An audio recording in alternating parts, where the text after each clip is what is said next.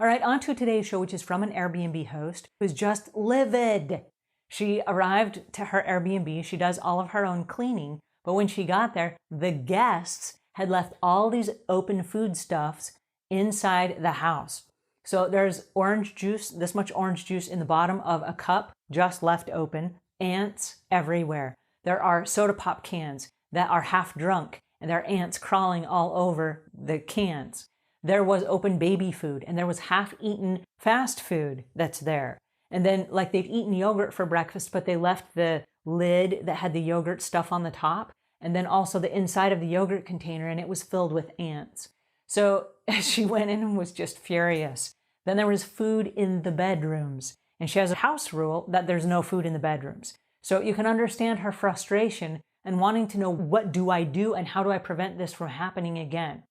All right, it's a great question because it's a sanitation issue. As a homeowner, your biggest asset is your home. And so if you have an Airbnb, which is different from a vacation rental, because a vacation rental is the whole home. It's an extra home that you have, or a home that you're not using, say, half the year.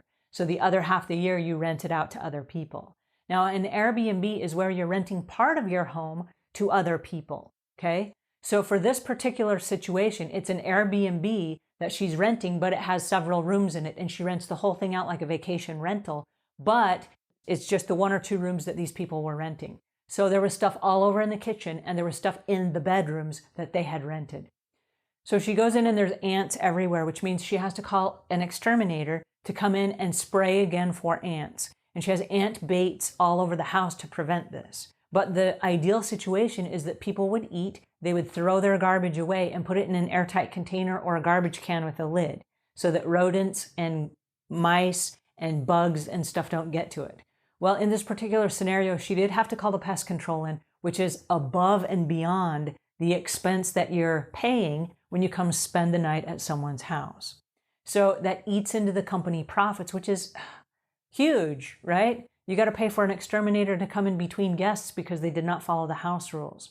So my suggestion would be you have to make new rules, and you have to make the rules very clear so that the guests coming in understand what your rules are.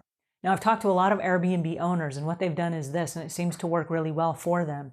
What they've done is they have a form that they fill out, which is all of the house rules that says you cannot leave any open food stuff. Please take all of the food with you that is open or throw it out when you're done. And then please do not eat in any of the bedrooms. And that's part of all the rules and regulations. And then you just change the name at the top of the form. And as a customer checks in, you just matter-of-factly have them reread the house rules and sign them, because now they're signing a binding contract. So it goes back to the setting boundaries and expectations. As a business owner and as a homeowner, you're trying to protect your investment, which is your home, right? It's your biggest asset. It's your biggest business investment. And when people abuse that, it affects the next guest that comes in. In this particular scenario, she did not have another guest coming in. But if she did, she would have had to cancel on that guest while the exterminators come and spray and get rid of all the bugs that are there, re-clean everything, and then she could have the guests come back. So if you have a situation like that, it could cost you business, as well as the additional expense of having somebody come in between every single guest to treat for bugs. All right, so having said that, make that part of your process. Just make it part of your normal everyday check-in. So people read it and go, yeah, I understand the rules. Then if they don't, there can be a damage or a service charge. And you would have to debate that. Does that go into damage, or is that just a cleanliness charge? Now, lots of Airbnbs charge up front for the cleaning, and I recommend that you do have some kind of cleaning that's either built into your fee, or if you want to charge extra for it, that's fine. But the reality is that money has to come from somewhere, and it should not come out of your profits, because there are a whole bunch of other business expenses that you have to pay.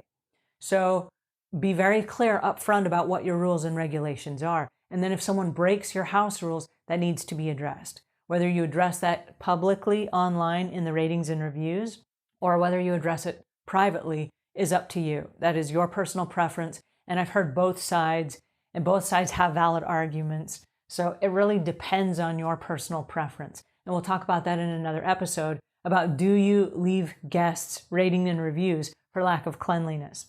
Anyway, It's to be debated, like I said. All right, so please make it very clear to your guests what your house rules are for foodstuffs. And I will give you a suggestion.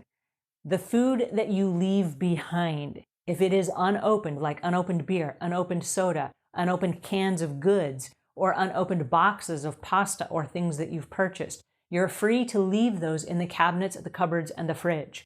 But if you have like a half a gallon of milk that's already been opened, the seal is busted, even though you know you haven't drunk it and you didn't do anything to harm it, it has to be tossed because we live in an era where nobody knows if you laced it with drugs or whatever. It can't be consumed. It can't be given away. The next guest can't use it. It has to be tossed. And so if you've opened something up and you've exposed that seal, it needs to be thrown away. So even if it's still good and you just want to leave it behind because maybe somebody will eat it, no one will eat it. It has to be thrown away. So if you have something, like I say, a can of something that's safe in its seal, that's okay to leave behind. And so as the host, you can also leave a note. Hey, there's food in the fridge or there's food in the pantry that's up for grabs. If you'd like to have it, be my guest, kind of a thing. But if you are the guest and you bring stuff in, please take it with you when you leave.